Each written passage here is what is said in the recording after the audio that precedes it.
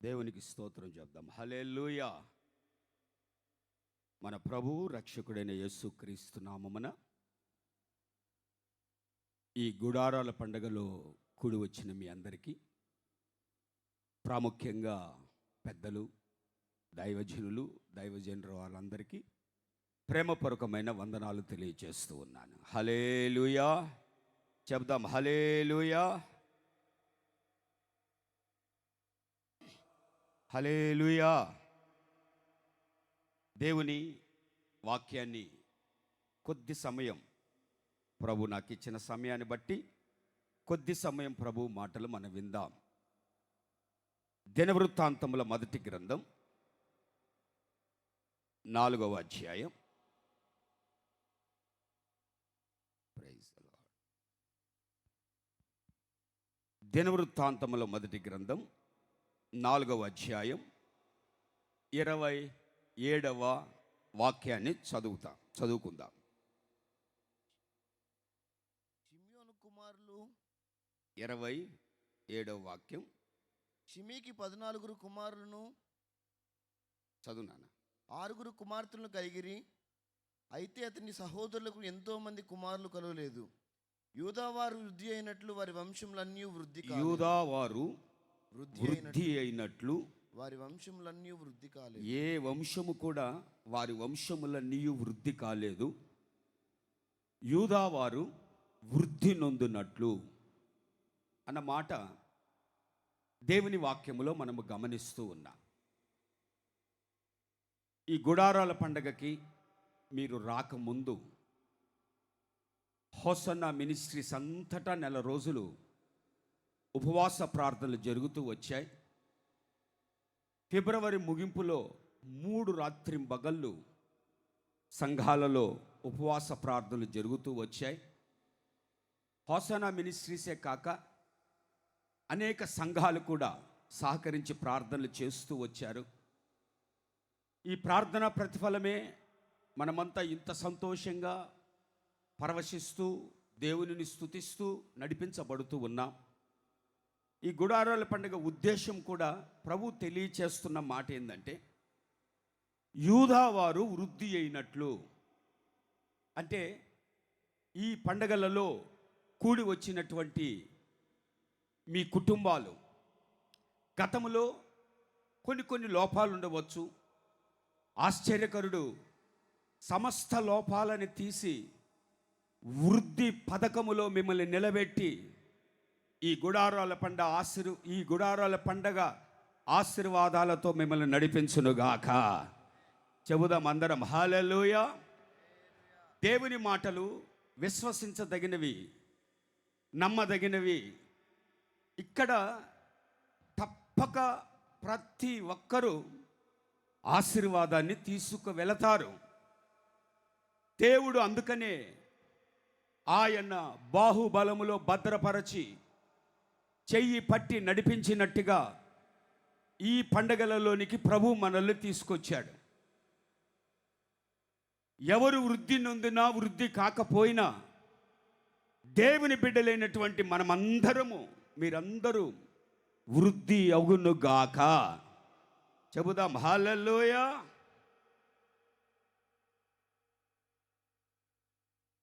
కనుచూపు మేరకు కొన్ని బలహీనమైన పరిస్థితులు బ్రతుకులు కనపరచబడుతూ ఉండవచ్చు. ఈ గుడారాల పండగ అనంతరం ఆ బలహీన సంఘటనలని ప్రభు తొలగించి ఒక ఆశీర్వాదకరమైన అనుభవాల్లో ప్రభువు నడిపించబోతూ ఉన్నాడు. హల్లెలూయా. మనకు తెలుసు యూదా వారు ఎందుకు వృద్ధి పొందారు, యూదా వారి యొక్క ప్రత్యేకత ఏంటి. దేవుని లేఖనాల్లో మనము గమనించాలి. ఆదికాండం 49వ అధ్యాయం 9వ వాక్యాన్ని గమనిద్దాం. ఆదికాండం 49వ అధ్యాయం 9వ వాక్యం. యూదా కొదమ సింహము, నా కుమారుడా, నీవు పట్టిన దాన్ని తిని వచ్చితివి. సింహము వలెను, గర్జించు ఆడు సింహము వలెను. ఈ వాక్యంలో ఈ 9 నుండి 12 వాక్యాల వరకు యూదాను గురించి రాయబడి ఉంది. యూదా కొదమ సింహము, నీవు పట్టిన దానిని తిని వచ్చితివి. ఒక ఘనమైన స్థితిలో పరిశుద్ధాత్ముడు యూదా వంశము కానీ యూదాని కానీ ఇక్కడ కొనియాడబడుతున్నట్టుగా లేఖనాలలో మనకి చెప్పబడుతూ ఉంది. కొదమ సింహము అన్నటువంటి మాట మనము చూస్తే దానికి ఎదురు లేదు. మహా రోషము కలిగి ఏదైతే అనుకుంటుందో, ఏదైతే సాధించాలనుకుంటారో నీవు పట్టిన దానిని తప్పక పొందుకుంటావు. మరి మన పితరులు అబ్రహాము గారిని చూచినప్పుడు అన్ని విషయములలో దేవుడు అబ్రహాముని ఆశీర్వదించెను లేఖనాలు చెప్పబడుతున్నాయి. ఎక్కడ ఏ కొరత లేకుండా సకల సమృద్ధిలో మనల్ని ఆశీర్వదించుటకు మన దేవుడు నమ్మదగిన సహాయకుడు. ఏ విషయంలో కూడా కొరత లేకుండా నిశ్చయముగా మరి మీ ఆత్మీయ అనుభవాలలో సమస్తమును ప్రభు సమకూర్చును గాక. పదవాక్యములో ఉంది, యూదా యొద్ద నుండి దండము తొలగిపోదు, అతని కాళ్ళ మధ్య నుండి రాజదండము తొలగదు, ప్రజలు అతనికి విధేయులై ఉందురు. రాజదండము ఒక అధికారమును కలిగిన వారిగా యూదా తన బ్రతుకులంతా కొనసాగింపబడతాడు. అలాగే అతనికి ప్రజలందరూ విధేయులై ఉంటారు. లేఖనాలు మనకి ఈ విధంగా చెప్పబడుతున్నాయి. 11వ వాక్యం ఉంది, తమ వస్త్రమును ఉదుకును. 12వ వాక్యము, అతని పళ్ళు పాల చేత తెల్లగా ఉండును, కన్నులు ద్రాక్షారసము చేత ఎర్రగా ఉండును అని లేఖనాలు చెప్పబడుతున్నాయి. అంటే పవిత్రత విషయములో కానీ, పరిశుద్ధపరచుకునే విషయములో కానీ, రక్షణ విషయాల్లో కానీ యూదా ఆత్మీయ అనుభవాలు కలిగి కొనసాగింపబడుతున్నాడు గనుక ఎవరు వృద్ధి నొందినా వృద్ధి కాకపోయినా యూదా వృద్ధి అగుచూ ఉన్నాడు. దేవునికి స్తోత్రము కలుగును గాక. చెబుదాం అందరం హల్లెలూయా. విస్తారమైన దైవ వర్తమానములను ప్రభువు ఇస్తూ ఉన్నాడు. స్తుతి ఆరాధనలు జరుగుతూ ఉన్నాయి. పరిశుద్ధాత్ముడు మన మధ్యలో సంచరిస్తూ ఉన్నాడు. ఈ కార్యములన్నీ ఇంత ఘనంగా జరగడానికి 2-3 నెలల నుంచి చేయబడుతున్న ఏర్పాట్లు ఈ 4 రోజులు కేవలం ఇక్కడ ఇలాంటి ఒక ఆత్మీయ అనుభవాల చేత, వాక్యము చేత ఉదక పడాలి అని, రక్షణ అనుభవాల్లో నడిపించబడాలి అని, పరిశుద్ధపరచబడాలి అని లేఖనాలు మనకి తెలియజేయబడుతూ ఉన్నాయి. ఇలాంటి అనుభవములు కలిగినటువంటి యూదా వారిని దేవుడు వృద్ధిలోనికి తీసుకొస్తూ ఉన్నాడు. దేవునికి స్తోత్రం కలుగునుగాక. ఏదో వచ్చాము వెళ్ళాము అనే పరిస్థితులు కాకుండా ఇలాంటి కొన్ని ఆత్మీయ అనుభవాలు మనము పొందుకోగలిగితే సజీవుడు, శక్తి కలిగిన దేవుడు మీ ప్రక్కన నిలిచి మిమ్మల్ని బలపరచునుగాక, మీ చెయ్యి పట్టి మిమ్మల్ని నడిపించునుగాక. దేవునికి స్తోత్రం కలుగునుగాక. చెబుదాం అందరం హల్లెలూయా, హల్లెలూయా. లేఖనాలలో దైవజనుడైన మోషే గారు చెబుతూ ఉన్నారు, యూదా మనవిని నీవు ఆలకించగలిగిన దేవుడివి, ఆకాశ మహాకాశములు తెరిచి ప్రార్థనా విజ్ఞాపనలకి జవాబు ఇవ్వగలిగిన దేవుడివి. యూదా ప్రార్థనా జీవితము కలిగి మనవి ఆత్మీయ అనుభవాల్ని కొనసాగిస్తూ నడిపించబడుతున్న వ్యక్తులుగా దైవజనుడైన మోషే దేవునికి ప్రార్థన చేస్తున్నాడు. యూదా మనవి నీవు ఆలకించు. యూదా అని పిలువబడుతున్న దేవుని బిడ్డలు మరి ప్రార్థనా అనుభవాల్లో కొనసాగింపబడుతూ తమని తాము ఉదుకుకొని పవిత్రపరుచుకుంటూ పరిశుద్ధపరుచుకుంటూ ముందుకు కొనసాగింపబడాలి. తప్పక వారి రాజదండము తొలగదు. వారు ఏదైతే తలస్తారో వారు దానిని పొందుకుంటారు. వారికి జనులు విధేయులై ఉంటారు. దేవుడు వారి మనవి ఆలకిస్తారని లేఖనాలు మనకి తేటగా చెప్పబడుతూ ఉన్నాయి. దేవునికి మహిమ కలుగునుగాక. చెబుదాం అందరం హల్లెలూయా. బిగ్గరగా చెప్పాలి హల్లెలూయా. ప్రియ దేవుని బిడ్డలారా, ఈ యూదా ఈ వృద్ధి నొందే విధానాలలో కొన్ని 2-3 మాటలు లేఖనాలలో మనము గమనించగలిగినప్పుడు సంఖ్యాకాండం 2వ అధ్యాయం, సంఖ్యాకాండం 2వ అధ్యాయం 9వ వాక్యాన్ని చదువుకుందాం. యూదా పాళెములు లెక్కింపబడిన వారందరూ వారి సేనల చొప్పున 186,400 మంది వారు ముందర సాగి నడవవలెను. యూదా వారు అన్ని విషయములలో వారు వీరు వర్ధిల్లకపోయినా తప్పక యూదా వారు వర్ధిల్లుతారు. కొన్ని మాటలు ఉపోద్ఘాతములో మనం వింటూ వస్తున్నాం. ప్రార్థన, యూదా అంటేనే స్తుతి, ఇలాంటి అనుభవాలు కొనసాగింపబడుతూ వచ్చాయి.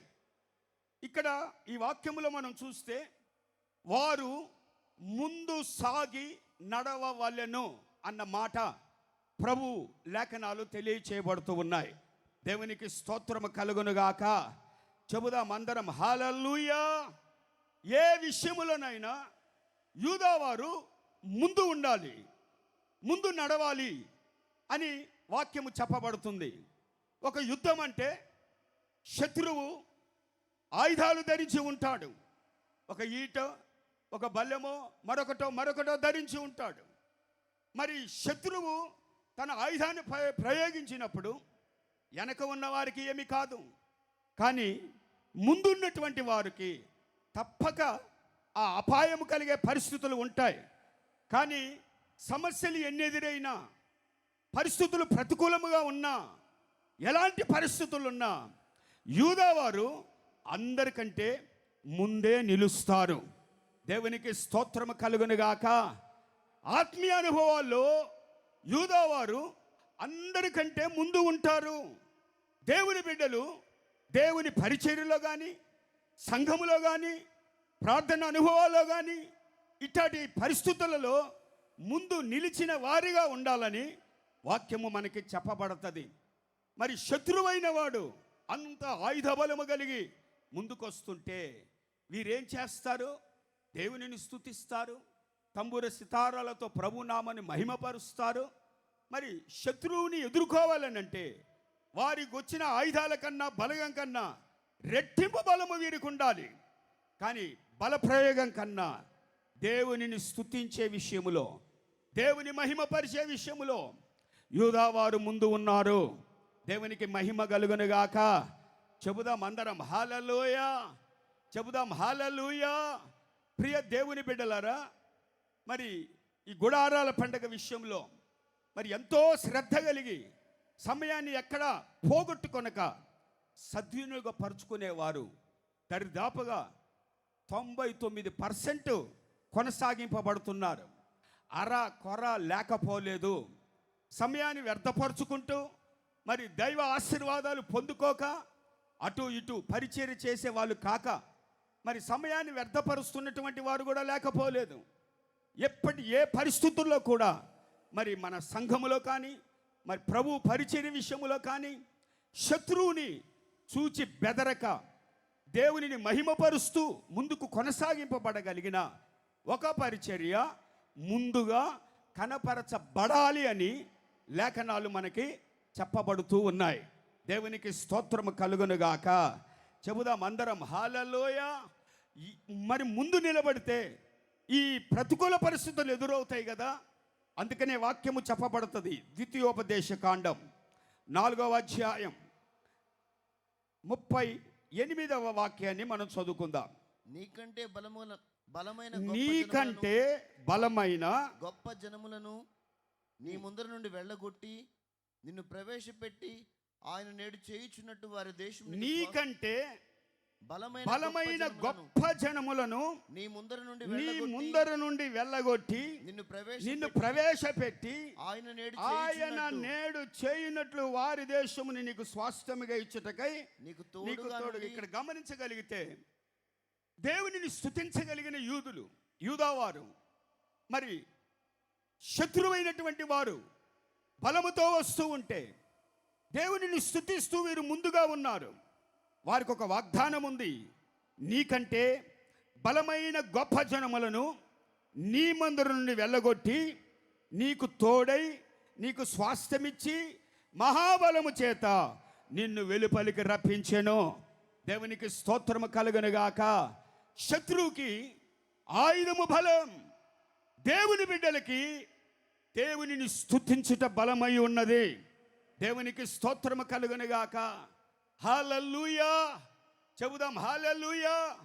ఒక దైవజనుడు చెబుతుంటే ఈ మాట నేను విన్నాను. సింహము జొరబడి గొర్రె పిల్లని నోట కరిపించుకొని వెళుతూ ఉన్నప్పుడట, సింహము గొర్రె పిల్లని ఎదురుగా నిలబెట్టుకున్నప్పుడు గొర్రెపిల్ల ఎదురుగా ఉన్న సింహాన్ని చూడదట. ఇటు దిక్కులు ఇటు చూసి అటు చూసి కేకలు వేస్తుందట. తన స్వరాన్ని తెరిచి కేకలు వేస్తుందట. నేను ఎదురుగా ఉంటే నన్ను చూసి భయపడకుండా ఈ గొర్రెపిల్ల అటు ఇటు చూస్తుంది. ఎందుకు అని అంటే తనని రక్షించగలిగిన కాపరిని వెతుకుతుందట. చేతులెత్తి స్తోత్రం చెబుదాం అందరం. హల్లెలూయా. సమస్య పెద్దదిగా మన ముందు ఉంది, కానీ మనము చేయవలసింది మన కాపరిని వెతకగలిగిన వారమై ఉన్నాం. ఆ సమస్య ఎంతదైనా దేవుని వాక్యం అంటది, బలము గల గొప్ప జనముని నీ ఎదుట నుండి నేను వెళ్ళగొడతాను. స్తోత్రం. హల్లెలూయా. మహాబలము చేత ఆ సమస్యల నుండి విజయ పథకములతో నిన్ను నేను నడిపిస్తాను. నేను నీకు తోడై ఉంటాను. నీకు అనుగ్రహించిన స్వాస్థ్యముని తప్పక నీవు పొందుకుంటావు. సమస్యలు చూసి బెంబేలెత్తిపోయి కలవరపడే పరిస్థితులు మన బ్రతుకులలో కొనసాగింపబడకూడదు. ఇక్కడ శత్రువులు నేను వెళ్ళగొడతాను అని ఈ యూదా దేవునిని స్తుతించే వారికి, శత్రువులు ఎదురుగా ఉన్న వారికి మధ్యన మరొక మాట కూడా దేవుని వాక్యములో మనము చూస్తాం. ద్వితీయోపదేశకాండం 9వ అధ్యాయం 3వ వాక్యం. 9వ అధ్యాయం 3వ వాక్యం. కాబట్టి నీ దేవుడైన యెహోవా తానే దహించు అగ్ని వల్లే నీ ముందర దాటిపోవుచున్నాడని నేడు నీవు తెలుసుకొనుము. ఆయన వారిని నశింపజేసి నీ ఎదుట వారిని కూలద్రోలును. యెహోవా నీతో చెప్పినట్లుగా నీవు వారిని వెళ్ళగొట్టి వేగమే సమస్య నీ ఎదుట నుండి తొలగిపోవును. స్తోత్రం. హల్లెలూయా. యూదావారు ప్రభుని స్తుతిస్తూ ఉన్నారు. శత్రువు బలమైన గొప్ప జనము ఎదురవుతుంది. వారిని నేను వెళ్ళగొడతాను, వారిని నశింపజేస్తాను. నీ లోగిట గొప్ప జయము. ఎలాగూ యూదావారికి బలమైన గొప్ప జనమునికి మధ్య సజీవుడు, సర్వశక్తి కలిగిన దేవుడు తానే దహించు అగ్ని వలె నీ ముందర దాటిపోవుచున్నాడని నేడు నీవు తెలుసుకొనుము. స్తోత్రం. హల్లెలూయా.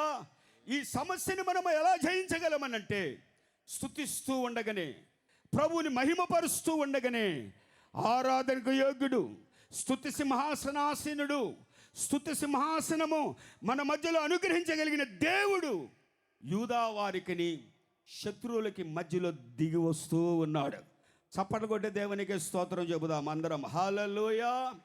యూదావారు తేరు చూస్తే శత్రువు కనపట్లేదు, శత్రు ఆయుధాలు కనపట్లేదు.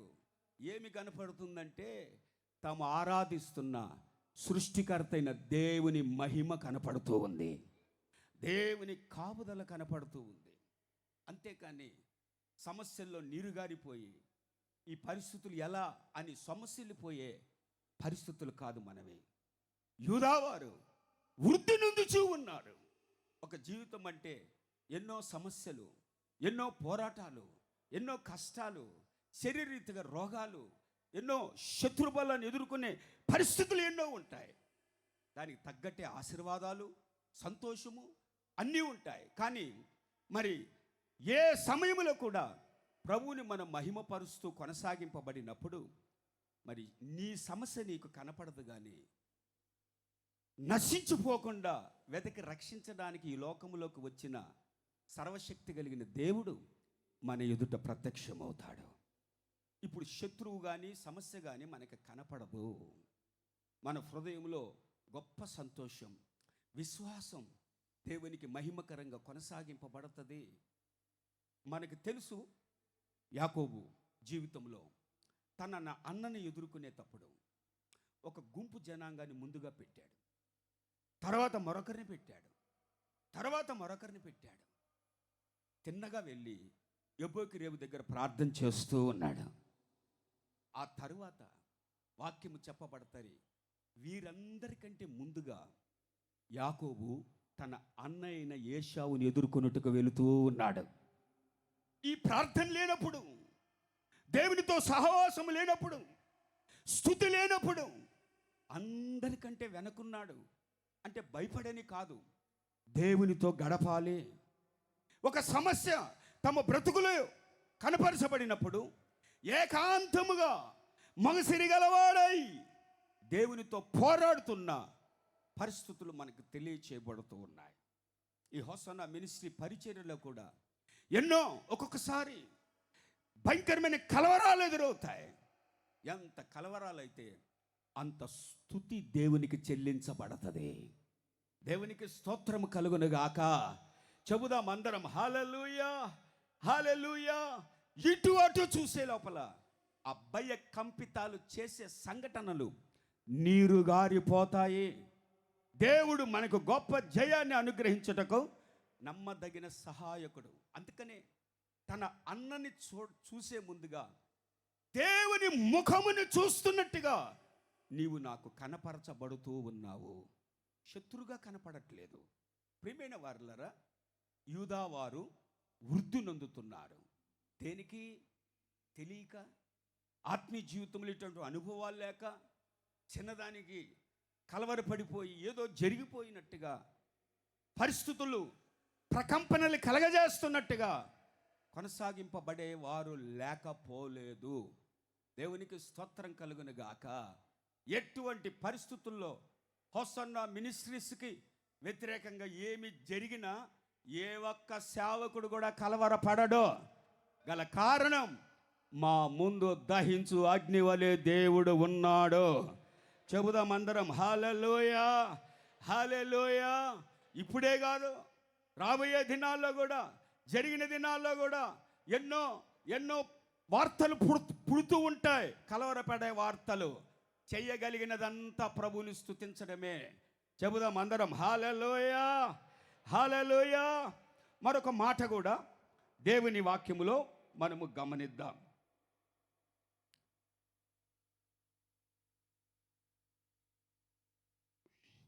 ఎజ్రా గ్రంథం 5వ అధ్యాయం. ఎజ్రా గ్రంథం 5వ అధ్యాయం.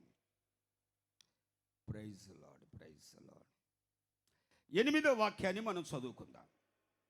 రాజువైన తమకు తెలియవలసినది ఏమనగా, మేము యూదా ప్రదేశంలోనికి వెళ్ళితిమి. అక్కడ మహాదేవుని యొక్క మందిరం ఉన్నది. అది గొప్ప రాళ్ల చేత కట్టబడినది, గోడలలో మానులు వేయబడినవి, మరియు ఈ పని త్వరగా జరుగుచు వారి చేతిలో వృద్ధి ఎగుచున్నది. యూదా వారి చేతిలో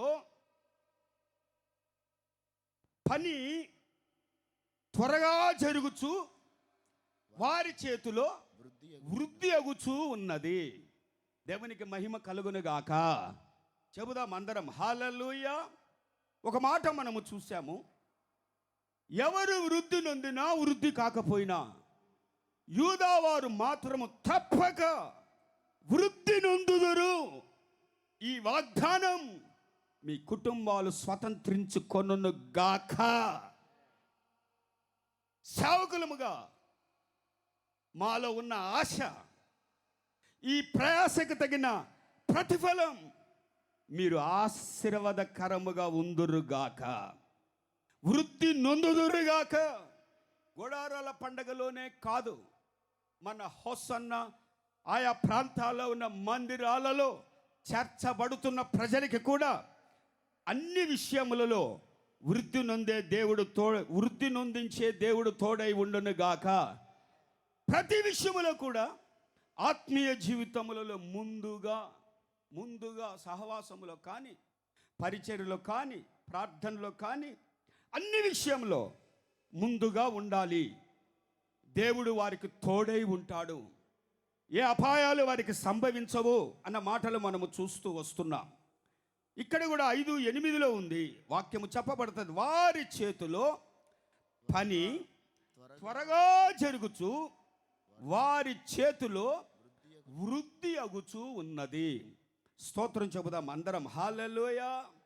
ఎలా వృద్ధి అవుతున్నది? అంత త్వరగా ఎలా వృద్ధి అవుతూ ఉన్నది? కళ్ళ ముందు చూస్తూ ఉంటే గత సంవత్సరం గుడారాల పండగ కన్నా ఈ సంవత్సరం ఎంతో ఇంకా చెప్పగలిగితే సగానికి సగం ఎక్కువగా ప్రజలు నడిపించబడి అన్ని విషయాల్లో కూడా ఆ ఏర్పాట్ల విషయాల్లో కూడా గత సంవత్సరం కంటే ఈ సంవత్సరం అధికంగా చేయబడుతూ ఉంది.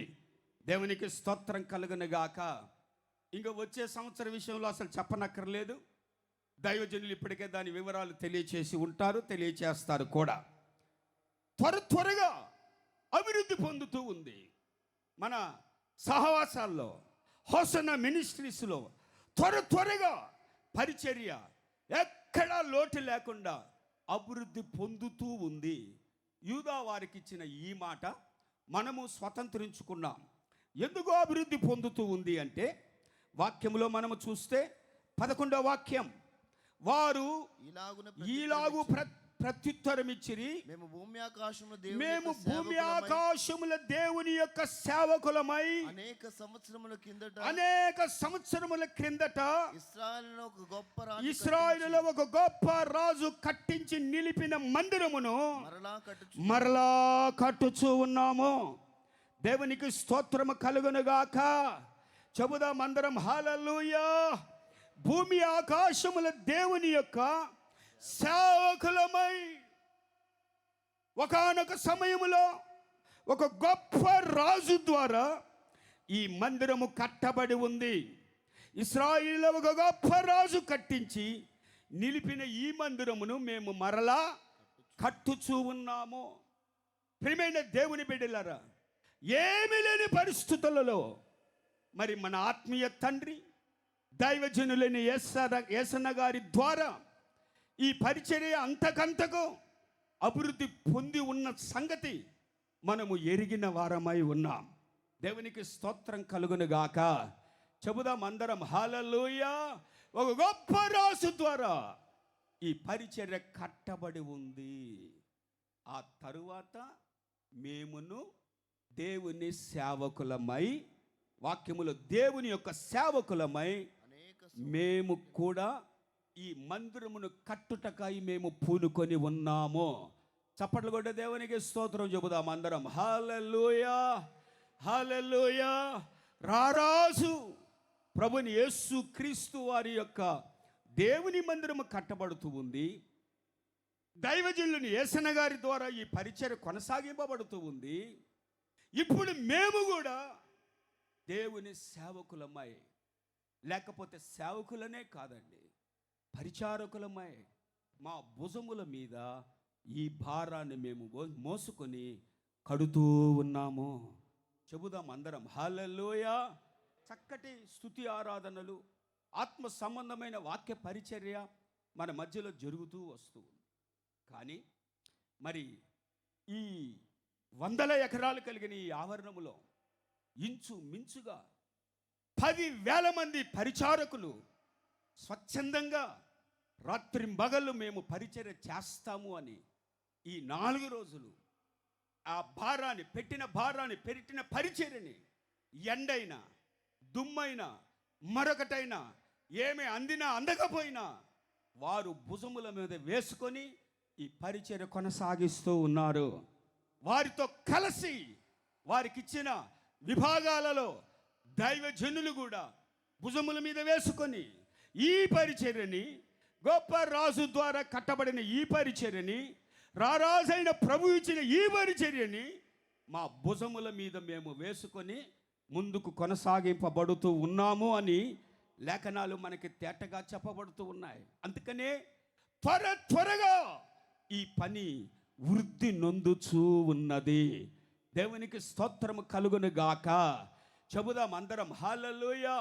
పగలని లేదు, రాత్రిని లేదు, రాత్రి పగళ్ళు ఈ పరిచర్య జరుగుతూ ఉంటే లక్షల మంది ప్రజలు సురక్షితంగా ఉన్నారు.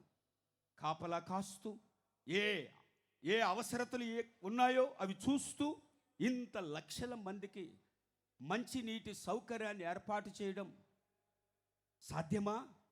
సాధ్యమనే గుడారాల పండగ చూపిస్తూ ఉంది. స్తోత్రం, హల్లెలూయా. ఇంతమందికి ఆహారాన్ని మనం ఇవ్వగలమా? ఇవ్వగలమనే కనపరచబడుతూ ఉంది.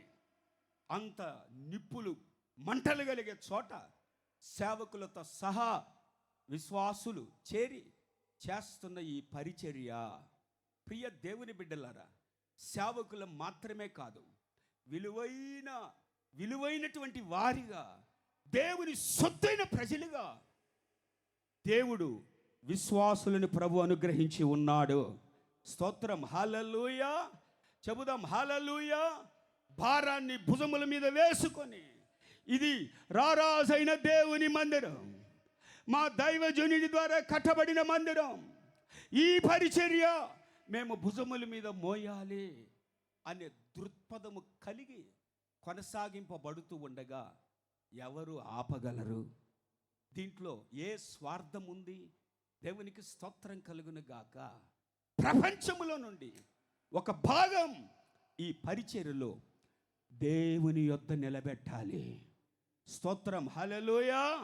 ఇది దేవుని మందిరం, మందిర పరిచర్య కనుక ఇక్కడే కాదు, సంఘాలలో కూడా బాధ్యతలు కలిగి సేవకులకు సహకరిస్తూ మీరు ముందుకు కొనసాగింపబడతారని దేవుని మాటలు మనకి తేటగా చెప్పబడుతూ ఉన్నాయి. స్తోత్రం చెబుదాం, హల్లెలూయా. 6వ అధ్యాయం 9వ వాక్యం ముగిస్తాను. 6వ అధ్యాయం 9వ వాక్యాన్ని మనము చూస్తాం. మరియు రాయబడిన మాట గమనించగలిగితే, మరియు ఆకాశమందరి దేవునికి దహన బలులు అక్కడ యెరూషలేములో ఉన్న యాజకులు ఆకాశం మందలి దేవునికి సువాసన అయిన అర్పణలు అర్పించి రాజును అతని కుమారులను జీవించినట్లు ప్రార్థన చేయు నిమిత్తమై వారు చెప్పిన దానిని బట్టి ప్రతి దినమున తప్పకుండా ఇక్కడ గమనించాలి. ఆకాశమందలి దేవునికి సువాసన అయిన అర్పణలు అర్పించుచు. చెబుదాం అందరం హల్లెలూయా. దేవునికి సువాసన అయిన పరిచర్య, సువాసన అయిన ప్రార్థనలు, సువాసన అయిన ఆత్మీయ అనుభవాలు కలిగి కొనసాగింపబడే ప్రజలు యూదా ప్రజలు. ఎక్కడైనా తమ బ్రతుకులలో ఏదైనా ఒక మచ్చ పడితే, ఏదైనా ఒక పరిస్థితులు విమర్శ ఎదుర్కోవలసి వస్తే, మరి వాటిలో నుంచి విడుదల కలగజేయబడడానికి ప్రార్థనా అనుభవములు కలిగిన వారై ఉన్నారు. ప్రగల్భాలు ఎంతోమంది, హిజ్కియా దగ్గరికి సెనహరీబు వచ్చి ఎన్నో ప్రగల్భాలు పలికాడు. హిజ్కియా దేవునిని ఆశ్రయించాడు, రాజు దేవునిని ఆశ్రయించాడు. ప్రగల్భాలు పలికిన వారు దేవుని దూత సహాయాన్ని హిజ్కియా అనుగ్రహిస్తే వారి బలాన్ని, వారి యొక్క గొప్పతనాన్ని, వారి యొక్క ఆయుధాన్ని చూపించి ప్రగల్భాలు పలికిన వారు చివరికి ఏమయ్యారంటే మృత కళేబరములయ్యారు అని రాయబడి ఉంది. ఎతికినా వాళ్ళ బలము లేదు. కళేబరాలు అంటే ఎముకల గూడు, ఏదో ఉన్నట్టుగా ఏదో చేసేస్తున్నట్టుగా ప్రగల్భాలు పలికారు. ఎవరి ఎదుటైనా చెల్లుతుంది. ఆ దేశానికి వెళ్ళాం, ఆ దేవులను బలగొట్టాం, వాళ్ళు బానిసలుగా పెట్టి అక్కడ ఇక్కడ చెల్లుతుంది. యూదా వారి మధ్యలో చెల్లదు. దీనికి విరోధముగా ఏ ఆయుధము వర్తిల్లదు. దీని పక్షమున దేవుడు దిగి వచ్చాడు. దేవదూతలు తొంగి చూసిన పరిచర్య ఈ పరిచర్యకి విరోధముగా కొనసాగింపబడిన బలము ఉడిగిపోవడము తథ్యము అని హిజ్కియా చరిత్రలో మనకి తేటగా చెప్పబడుతుంది. దేవునికి స్తోత్రము కలుగును గాక. ఏమైపోయారండి? కళేబరాలు అయిపోయారు. ఎవరు లేరు, ఏ బలము లేదు, ఏ సహాయము లేదు అనుకోవచ్చు. కానీ వారు సువాసనగా తన పరిచర్యని దేవునికి అప్పచెప్పుకొని దేవుని ఎదుట సువాసన కలిగిన అర్పణ, దేవునికి మహిమ కలిగిన అర్పణ, దేవునికి ఘనత తెచ్చగలిగిన ప్రతిష్టత, సమర్పణ ఏదైతే తీర్మానము చేసుకున్నారో వాటిలో కొనసాగింపబడుతున్న వారికి దేవునికి సువాసనగా మరల్చబడితే స్తోత్రం, హల్లెలూయా. ప్రియమైన వారలారా, ఎవరు నిలబడగలరు? త్వరగా ఈ పరిచర్య అభివృద్ధి పొందుతుంది అని వాక్యాలు మనకి తేటగా చెప్పబడుతూ ఉన్నాయి. దేవునికి స్తోత్రము కలుగును గాక. ఒక్క మాట, ఒక్క నిమిషం చదివి ముగిస్తాను. సమూయేలు రెండవ గ్రంథం మొదటి అధ్యాయం 17వ వాక్యం. యూదావారికి అభ్యాసము చేయవలెనని దావీదు సౌలును గూర్చి అతని కుమారుడైన యోనాతాను. ఓకే, ఇక్కడ మనకు తెలుసు సౌలు యోనాతాను మృతి నొందినప్పుడు దావీదు యూదావారికి తెలియచేస్తున్న యూదావారికి అభ్యాసము చేయవలనని. దేవునికి స్తోత్రము కలుగును గాక. దావీదుని తరిమినవారు, దావీదు నాశనాన్ని కోరినవారు, దావీదు భూమి మీద నిలబడకూడదు అని సర్వ ప్రయత్నాలు చేసిన వారు చనిపోతే దావీదు ఏం చేస్తున్నాడంటే వారిని పొగుడుతూ ఉన్నాడు. అడ్డము తొలగిపోయింది అనుకోలేదు. వారు ఒకప్పట్లో దేవుని చేత బలముగా వాడబడిన వారు.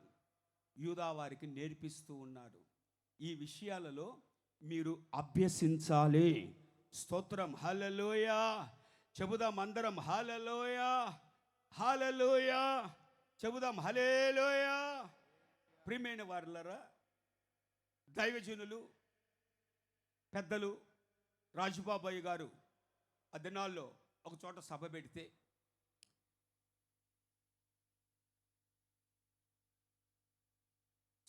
రాజశేఖరయ్య గారు విజయవాడలో ఒక చోట సభ పెడితే ఆ పక్కన ఒక చర్చిలో నుంచి మైకులు వినపడుతున్నాయట. చెప్పాడంట అయ్యగారు, డిస్టర్బెన్స్గా ఉంది కదా, వాళ్ళకి చెప్పకపోయారా, ఇట్టే గొట్టాలు పెట్టారు కదా అని చెప్పితే అక్కడ కూడిక పెట్టించుకున్న అతను అన్నాడట, వాళ్ళు 2 గొట్టాలు పెడితే వాళ్ళకి ఎదురుగా మనం 4 గొట్టాలు పెట్టామన్నారట. వాళ్ళకు పోటీగా మనం 4 పెట్టాం. అప్పుడు రాజశేఖరయ్య గారు ఎక్కడో వాక్యం విన్నప్పుడు గుర్తుండిపోయింది. చెప్పారట, వారి సంఘము దేవుని రాజ్యంలో ఎత్తబడదు, నీ సంఘం ఎత్తబడదు అన్నాడట. ప్రియమైన వారులారా, ఒకరి మీద పోటీగా మనకి ఎదురొచ్చిన వారు తొలగించుకొని పోవాలని, తొక్కుకుంటూ పోవాలనే పరిచయం అనేది కాదు. అయ్యయ్యో బలాఢ్యులు నశించిపోయిరే, అయ్యయ్యో అని దావీదు విలపిస్తూ ఉన్నాడు. వస్తారు కొంతమంది, ఎందుకు వస్తారో తెలియదు, ఎందుకు వెళతారో తెలియదు. సంఘములో విశ్వాసులు కానీ సేవకులు కానీ వారి విషయమై దావీదు దుఃఖపడుతూ ఉన్నాడు, సంతోషపడట్లేదు.